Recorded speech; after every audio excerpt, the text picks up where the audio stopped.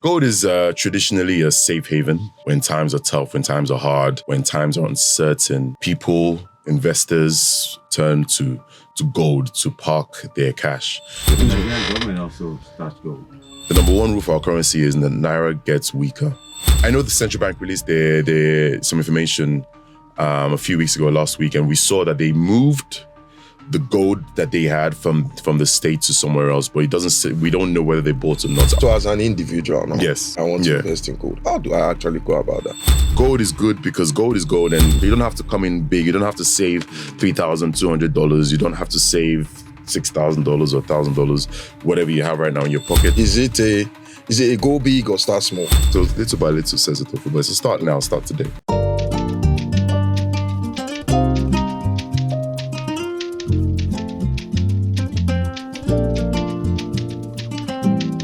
Today, we're looking to speak on, one of, the demands that our audience have actually spoken to. And it's how to invest in gold.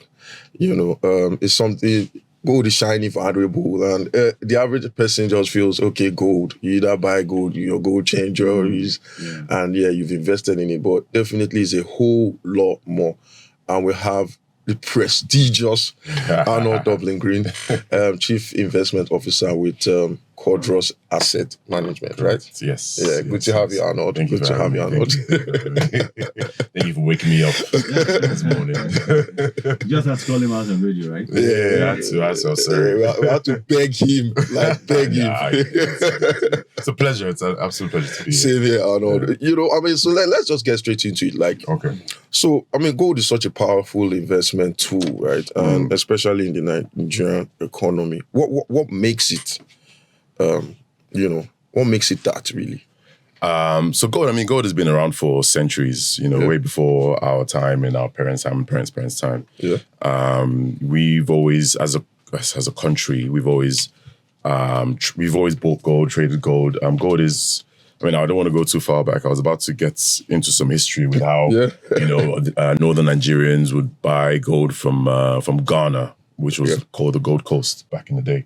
Okay. And then, travel all the way to North Africa, Morocco, Algeria, Egypt, to then trade gold for European products and then come back with the European products and then trade it with us. Really? Yeah. This was a very long time ago, but that's a story for another time. Yeah. But gold is traditionally a safe haven. Yeah. A safe haven asset. So a safe haven asset pretty much means that when times are tough, when times are hard, when times are uncertain, people, investors, let me use the word people, turn to gold to park their cash and park their assets. There are a bunch of other safe haven assets. There's US treasuries, Swiss francs, Japanese yen, but gold has historically been a safe haven asset longer than those other asset classes have been.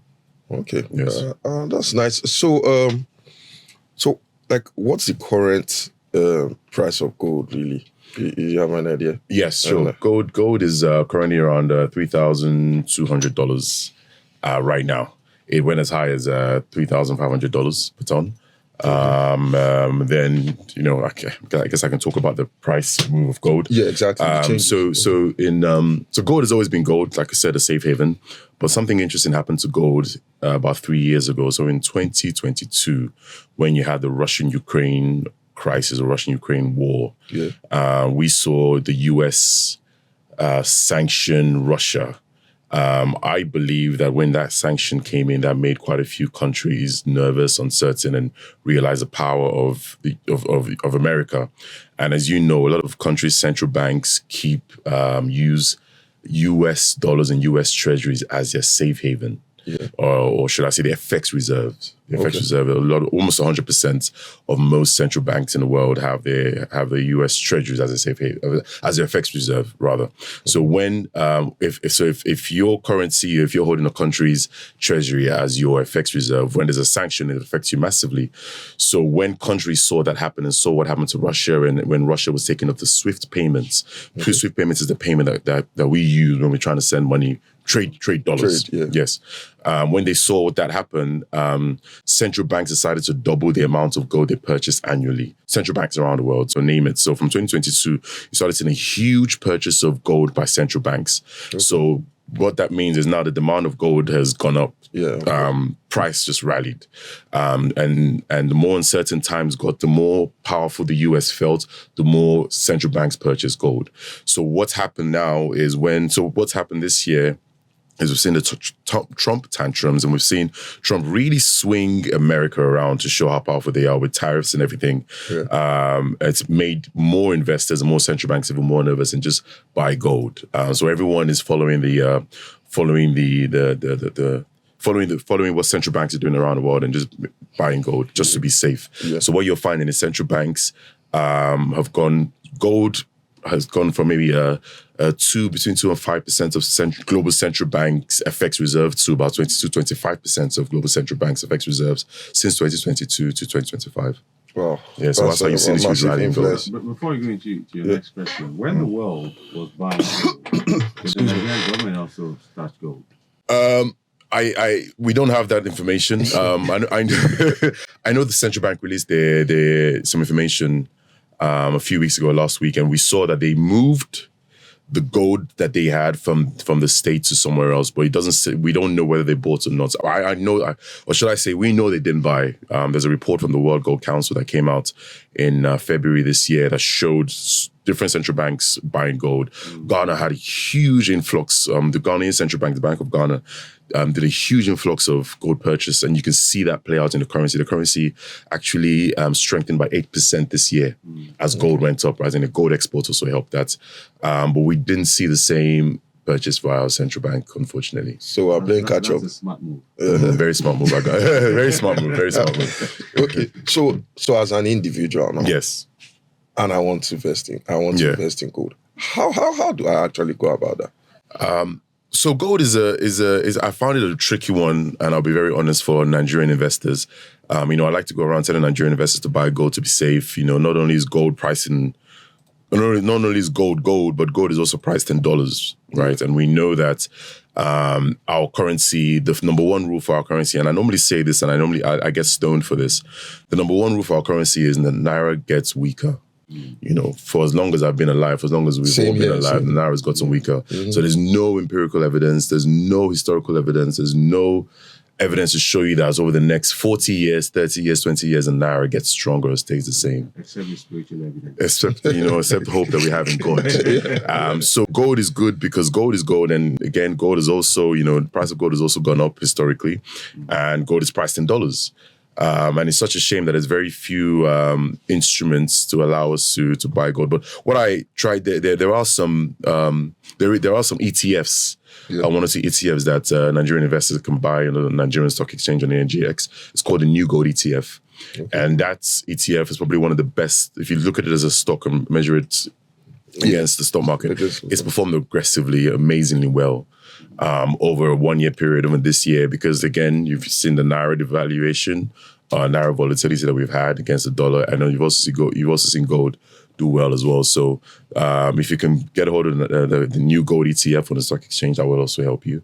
And there are some investment managers that also will give you access to gold. Okay, so you just go to the NGX platform. Yes. Find where you can pay for your ETFs. That's it, and buy gold. It's like buying a GT stock or Presco stock or Zenith Bank stock. Yes. So, but it's something that a friend of mine, wanted me to ask really. Okay. So when you do that, right, you invest, it's just your money invested in gold as ETF, right? Yes. There's no physical gold attached to it. Yeah, on other ways you can buy physical gold if you know where to find it. I surely don't know where to find it. I don't know. You let me know and you can buy physical gold, but the ETF is an exchange. ETF stands for Exchange Traded Fund. So what it is the company that has set up this ETF has physical gold. Mm-hmm. They actually have physical gold, and they've just given you access to the price of physical gold. So the price adjusts on the price of the ETF. Adjusts according to the price of your physical gold adjusts. So they measure the ETF based on the price of physical gold. So for those of us that don't have $3,000 to go and buy a brick of gold, you can just buy the ETF for whatever price it is. So you can get as low as 3,000, 500,000 naira. Yeah, you can get whatever price it is. So you don't. So you get the volume. Yes, you get. Yeah, so they found a way to unitize so the ETF is sold in units. So a unit is based. So they found a way to make the brick of gold into units on the exchange on the NGX, which makes it easier, cheaper for us to get in. So everybody now can actually find a way to hedge the currency. You can build your way into it. Exactly, you build it slowly. So you don't have to come in big. You don't have to save $3,200. You don't have to save $6,000 or $1,000, whatever you have right now in your pocket. You open an account with a broker or an asset manager, and you tell them you want to buy a new gold ETF, and they'll assist you. Okay, that's nice. So, Kari, you need to start. Once you pay me the money you owe me. So are there any disadvantages really or risks, in investing in gold? Yes, I mean everything has risks, right? It'll be unfair or unwise of me to say that there's no risk to anything. Gold, the price of gold goes up and the price of gold goes down according to demand and supply. For me, one of the things that makes gold very valuable is two things. It's a safe haven asset. Yeah.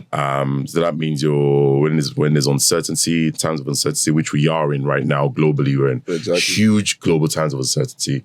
It's a safe haven asset. And number two, gold for me now, and this is the big one for me, gold represents the structural change that we're seeing around the world. I spoke about the change that started in 2022 when Russia got sanctioned and all the central banks started buying gold. And then there's a huge change coming in with this huge China wave. The Chinese have now introduced a new alternative payments where you don't have to go through SWIFT. Yeah. Right. So there's this huge structural change happening, and I don't know whether the Chinese are trying to take over SWIFT payments or not, but I know that they provided an alternative for people. And when there's an alternative, there's a huge structural change going on. So the US, because normally, right, when you trade, so what happens is when you trade, when you import or export to the US or import into the US, you get paid dollars. And what happens is the trader now buys US treasuries. You just buy US treasuries to hold your currency, to just keep your money safe, right? So now people are saying, okay, I don't know, central banks, you don't only have to hold US treasuries, you can also hold gold. Right. So there's this huge structural change coming in trade, huge structural change coming in the way governments are preserving their FX reserve and protecting the currency. And gold is now a part of this story. Ooh. So you're getting involved with gold as a safe haven, and you're getting involved in the structural change that we see. Whether the Trump tantrums come and go, it doesn't matter. That structural change is happening because the structural change happened before Trump, started before Trump. So it's somewhat like a win-win situation. Yeah, the Trump stuff has just made it even more pronounced and quicker. Yeah. It just made it happen quicker. Trump gold was at 3,100 and before April 1st, and then Liberation Day just went up to 3,500. But gold is still rising regardless of Trump or no Trump. So it's a safe haven and it's a structural change. Thank you so much. So with all what we've said, right? What advice would you give to the should I say the salary and the small business owners that are looking to go into investing in gold? What advice, what approach would you advise they take to definitely guarantee a strong gold portfolio? Guarantee is such a strong word, but I mean this. I as a Nigerian person, a Nigerian businessman, as a Nigerian resident, as a Nigerian citizen, as a Nigerian. Thank you for breaking it down. Yeah, let me break it down in every way you want to see it. I think that one should find a way to diversify the currency. There's nothing more heartbreaking than when you sit down with these old boys and you see they relent on how they've seen the currency move and how the assets, whatever assets they had in Naira, is worth far less than it used to be. Yeah. And I always think that if you, after the first few years, why didn't you just do something? Why don't you diversify your portfolio? And it's always like everyone just has this hope. And I don't know where this hope comes from that. I know this hope comes from that. We'll be okay this year. The Naira will not hit this. The Naira can never do this. And Naira can, and as we're talking, is doing it. We only see it as a reality when it's volatile. right? So, oh, it's happening. Everybody's rushing it. But the reality is it's still happening slowly or not, right? So we started the year 1,500. It's now 1,627. You know, it's going to be 1,640 next week, and then 1,007, 1,008. It's going to be, and it's something that has to happen, unfortunately, because Naira is an oil story, right? Yeah. And that's another conversation for another day. So the advice for me is just find a way to diversify. Obviously, you have to conduct business and pay bills and everything in Naira, and your salaries in Naira, your revenues in Naira. So you also have some outgoings in Naira. So have some Nigerian treasury, Nigerian short-term money market positions that can allow you with some good payouts, 20-something% to pay these short-term bills that you have, short-term obligations that you have some good stocks that pay some good dividends, and also stocks give you a good upside that will hedge you against inflation because we are in a sticky inflationary environment. Yeah. But have some hard currency as well for your medium to long-term outlook. So, you know, something that's as a 12-month plus outlook. Have some gold for that same 9 months, 12 months, 24 months. Position. So whilst you have your hard currency, you need to have your gold. If you want to follow the central bank's positions where they have 22% of the reserves in gold, have 22% of your cash reserves in gold too. So what I like to do is I like to copy the great investors, right? You copy Warren Buffett, you copy George Soros, copy the central banks too. Yeah. You know, see what they're doing and you diversify your portfolio accordingly. It's pretty. I like to think that these guys have done the hard work, so you don't have to. There's some form of control at the end. And have some cash. You know, Warren Buffett. We saw Warren Buffett go into cash. You know, so there's this joke I make that the last standing safe haven would be cash and gold. Yeah. You know, so that's my advice. Okay, then. So Kayode, you heard it from the, should I say, horse's mouth, right? So definitely, is it a go big or start small? Or it depends on... Yeah, go as you can, man. See, sometimes we wait to go big, and big moves take time, and then you miss it. So, I mean, I like to, I believe in little by little, says a thoughtful boy. If you remember that poem if you're in school. Little by little, man, I start things small. Start today, you know. There's this whole story about if you want to build a wall, start with a brick a day. And then by the end of the year, you have a wall. But if you keep thinking about the wall, you get overwhelmed, you never build a wall. Right, so just a brick a day, whatever you have in your pocket, man. Since this morning, I'm going to get religious a little bit. When Moses was was talking to the burning bush, and the burning bush asked Moses to go and set my people free. Moses said, "I can't." The burning bush said, "What do you have in your hand?" You know, so what do you have, man? Whatever you have, man. Just put it away. So little by little, says a thoughtful boy. So start now, start today. Oh, thank you so much, Arnold. Unfortunately, we don't have time. No problem. You know, so definitely we've all learned that you don't need to be rich to actually invest in gold. You don't need to be an old school investor, right? So start small and definitely build your portfolio. Diversify as well. And Arnold has actually, you know, broken that down for us. And you can also get to pick his brain a lot more on Friday on our Drinks and Mics podcast. Yeah, so definitely you get to feel him a lot better in his element, right? So definitely it was really a nice one. If you like to invest in gold, drop some comments, in the comment section, and definitely we'll get back to you. We look forward to seeing you guys and talking to you again next week. Have a nice day. Bye.